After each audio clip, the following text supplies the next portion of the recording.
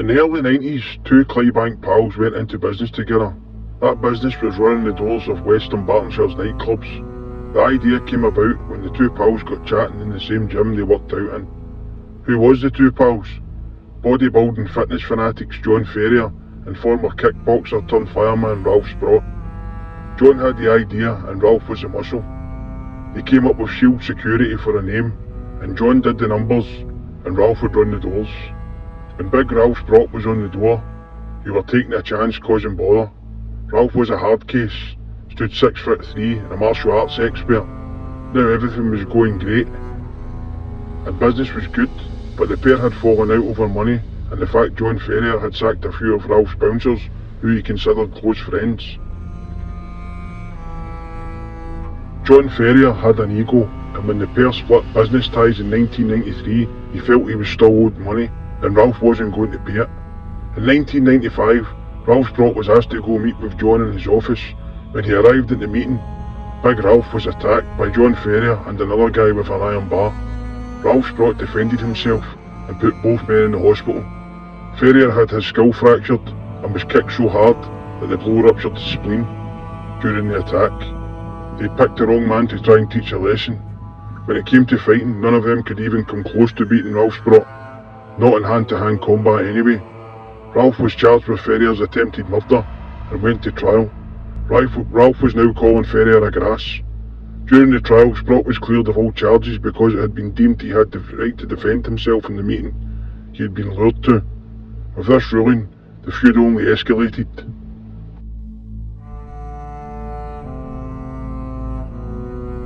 Now it's alleged that John Ferrier was out for revenge and had put a contract hit out on Ralph Sprott's life for 10 grand. The man who took this apparent contract on was allegedly Stephen McColl, or aka Boom Boom Magoo, called this due to his bad eyesight and fascination with guns, along with a willingness to use them. McColl was an armed robber who had links to Manchester, but was originally from Glasgow.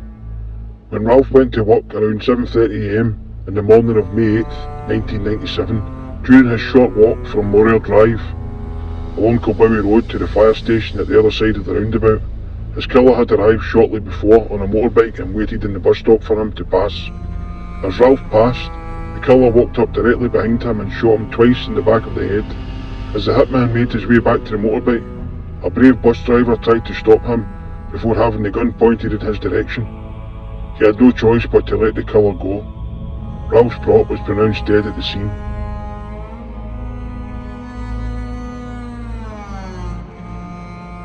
John Ferrier and James Dunn would stand trial for conspiracy to commit murder and for the murder itself of Ralph Sprott. Ferrier and Dunn were the alleged organisers, while Stephen McColl, the alleged shooter, was questioned but never charged. It had been rumoured that McColl was far too valuable to the police, with both his links to the underworld in Manchester and Glasgow, to go to prison. He had overwhelming evidence against him, including the guy who organised the motorbike and the witness, the bus driver who said it was him, although he was wearing a helmet. He'd also left a piece of clothing at the scene where he'd picked up the motorbike used in the hit. After the jury deliberated for only an hour, they returned the dreaded not proven verdict. They had believed an alibi provided to him by his Salford-based girlfriend that he was at home with her and his son at the time. The others walked, and most reckon it was because of an active police informant Stephen McColl's involvement in the case. The murder of Ralph Sprott remains unsolved.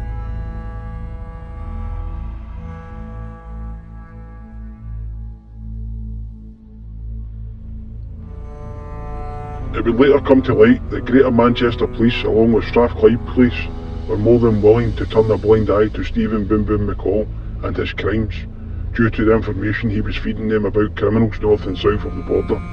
He had gotten away with it for years, and he played on it after all.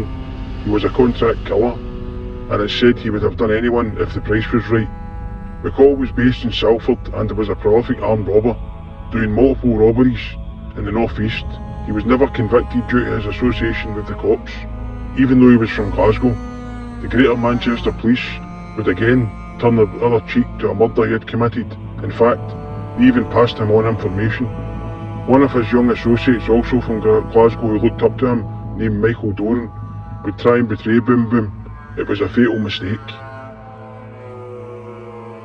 Boom Boom had suspected his young pal was passing information on to the police, a bit ironic considering how McColl operated himself.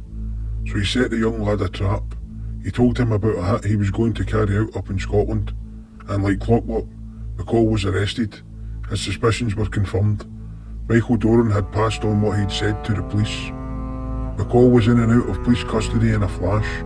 Little did Michael Doran know, he tried to grass on the biggest grass the Greater Manchester Police had on their books. Michael Doran was lured to the same false hit up in Glasgow. Stephen McColl had told him about and offered cash for his help.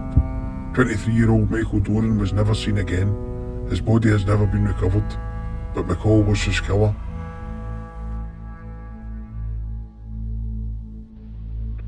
In spite of multiple warnings from Police Scotland to Greater Manchester Police about just how dangerous Stephen McColl was, they continued to use him as an informant.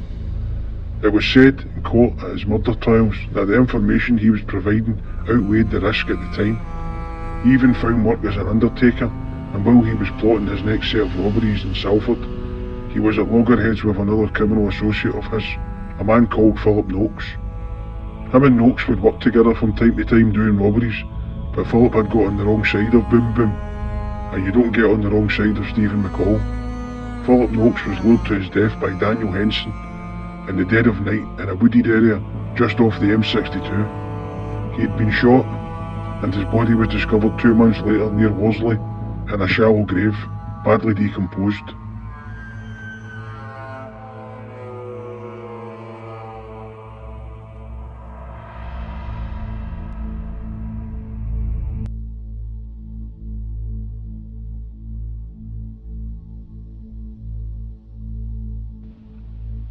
Stephen McColl was convicted of both Michael Doran and Philip Noakes' murders. His grassing wasn't going to save him this time. The judge sentencing him gave him a whole life order, and his co-accused Daniel Henson was given 18 years for his part in luring Noakes to his death. McColl was one of only a few who have been given a whole life order in Britain. His list of charges read like something out of a horror movie, and the police knew all about it, and just let it go. Lives could have been saved had they done their jobs properly in the first place and put one of the most dangerous criminals in Britain in prison, instead of being led astray by what sometimes was no doubt misinformation that led to others going to prison, so Boom Boom could continue his reign of terror.